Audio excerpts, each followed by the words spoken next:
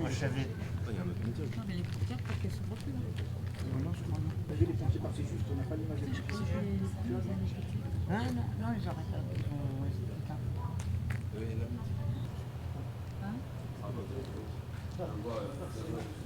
C'est nous, les images qui travaillent avec moi. C'est des gens charles tout. Et il est là devant. avec les lunettes, La petite là. avec les...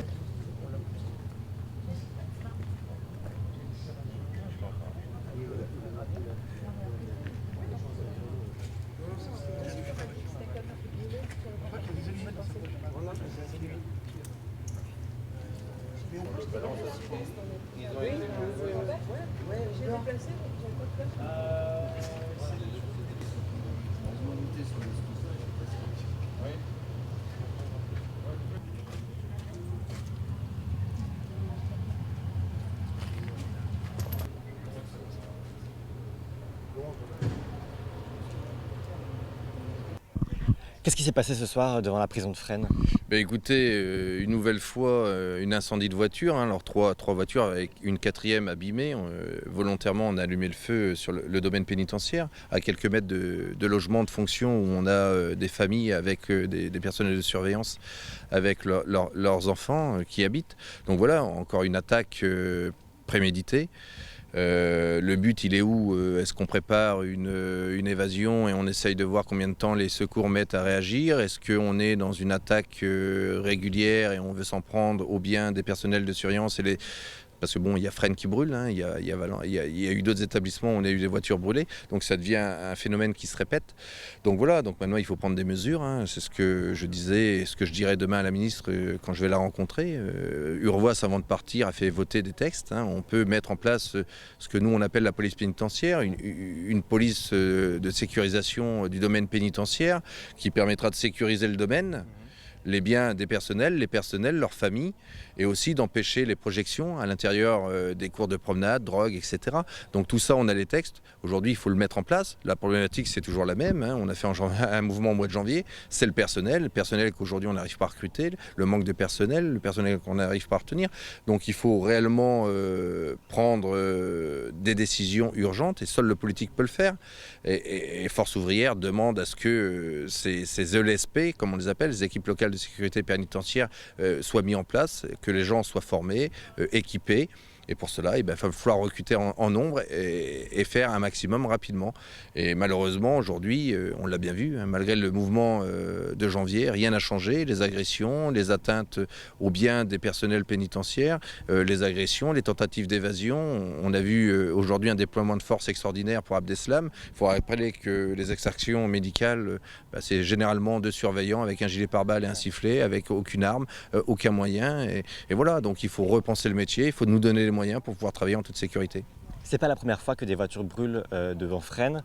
Comment ça se passe, que vous en savez plus sur les auteurs de ces incendies? Écoutez, l'enquête est en cours. On parle d'une dizaine d'individus masqués qui auraient mis le feu. La problématique, c'est qu'ici, vous voyez, il n'y a pas de caméra, rien n'est filmé, le domaine n'est pas sécurisé. Au niveau, la police a beau faire des rondes, hein, le problème, c'est que vous avez les cellules qui donnent sur le domaine pénitentiaire. Donc s'il y a des complices, les détenus peuvent prévenir quand il n'y a plus personne. Et bon, vous voyez où on est, quoi, c'est facile. Moi, ce qui me fait peur, c'est voilà, vous avez des familles qui habitent à 2 pas, quoi, avec leurs femmes, leurs enfants. Et voilà, si le feu il se propage, on peut avoir un drame. Comment vivent les surveillants ces événements? Ils ont peur pour leur sécurité quand ils sortent du travail?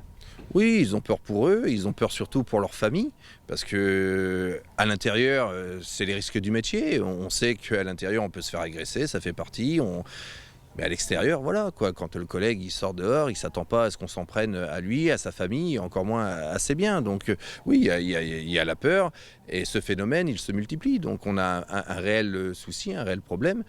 Et aujourd'hui, nos politiques ne sont pas prendre à bras le corps cette problématique. Qu'est-ce qui s'est passé devant Fresnes ce soir? Donc ce soir, il y a 3 véhicules qui ont été incendiés sur le domaine pénitentiaire. Donc un 4e qui a subi des conséquences par rapport à la chaleur des véhicules. Donc en l'espace de 3 semaines, ça fait le 2e incendie volontaire sur le domaine, donc où des véhicules, des personnels qui sont complètement visés. Donc ça touche à nos biens personnels, donc, et sur un domaine pénitentiaire. Donc aujourd'hui, la sécurité n'est plus garantie sur le domaine. parce qu'il y a aussi des familles qui habitent, il n'y a pas que les personnels, il y a aussi leurs familles, les enfants. Donc nous travaillons, mais nous habitons aussi sur le domaine.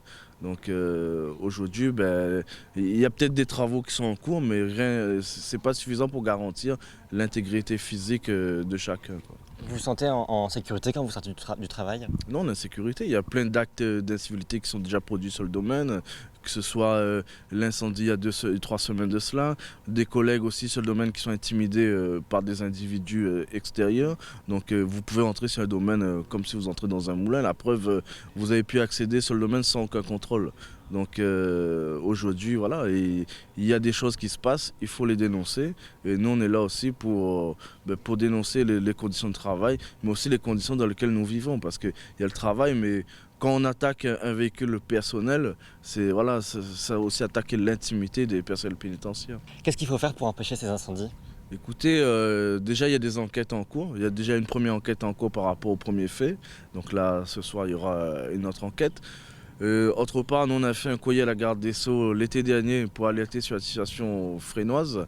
D'ailleurs, quand le président de la République il est venu, un rapport a été présenté par Force ouvrière, donc, qui faisait état des lieux aussi sur la sécurisation du domaine pénitentiaire. Donc nous on a interpellé dans le cadre du plan Vigipirate, on a été reçu l'année dernière par le cabinet du préfet. On a été reçu comme M. Macron il est venu, donc on a fait remonter nos doléances. Donc nous on a demandé qu'il y ait une patrouille de militaires qui passe pour dissuader, plus d'effectifs de police qui passent pour faire les rondes sur le domaine. Après, côté pénitentiaire, il y a des choses à améliorer. Aujourd'hui, nous avons des équipes locales d'appui de contrôle qui existent, mais cela c'est pour la détention. Aujourd'hui, il faut accélérer et donner des moyens afin de mettre en place une réelle équipe locale de sécurité pénitentiaire qui, eux, seront amenés à sécuriser le domaine pénitentiaire avec les moyens qui vont avec. Et après, on me dit, ouais, il y a les arrivées. Capacité d'inflation.